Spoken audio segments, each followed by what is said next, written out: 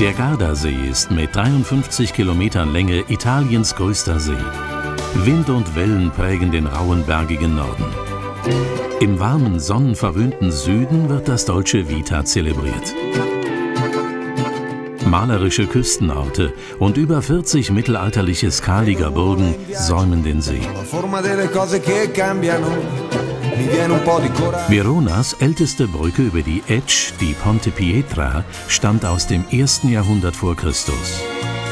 Verona liegt nur 25 Kilometer südöstlich des Gardasees.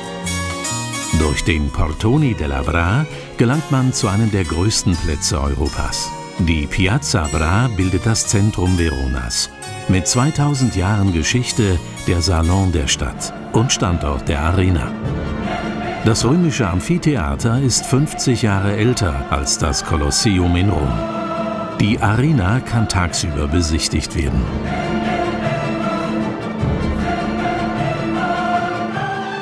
Die Madonna Verona als Symbol der Stadt und der Uhrturm Torre del Gardello zieren die barocke Piazza delle Erbe. Die Altstadt von Verona gehört zum UNESCO-Weltkulturerbe. Eine famose Aussicht genießen sie vom 84 Meter hohen Torre dei Lamberti.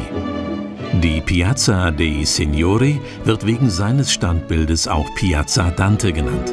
Der bedeutende Dichter und Philosoph lebte hier zu Beginn des 14. Jahrhunderts.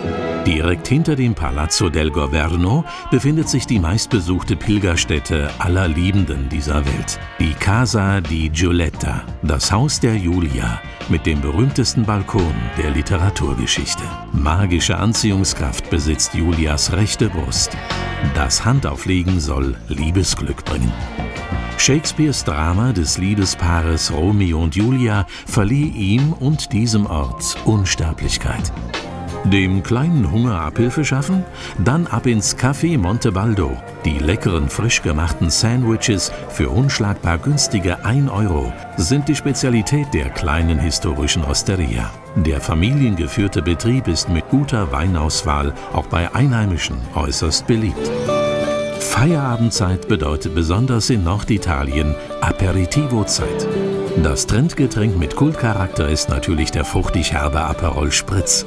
Das allabendliche Motto auf der Piazza delle Erbe lautet Bella Figura, also eine gute Figur und eben einen guten Eindruck machen. Blickfang an der Nordwestseite ist der barocke Palazzo Maffei und das gleichnamige Restaurant. Eingangsportal und Innenhof des Grafenpalastes aus dem 17. Jahrhundert verwandeln sich in den Sommermonaten zur Open-Air-Terrasse eines kulinarischen Verwöhntempels. Eine moderne, leichte, mediterrane Küche prägt die Menüs und à la carte Gerichte. Sehr zu empfehlen das Wolfsbarsch-Tartar mit roten Garnelen. Die eleganten Veronesi bevorzugen den kühleren Innenbereich im Erdgeschoss. Und die Verliebten genießen im römischen Gewölbekeller die Romantik am Romeo- und Julia-Tisch.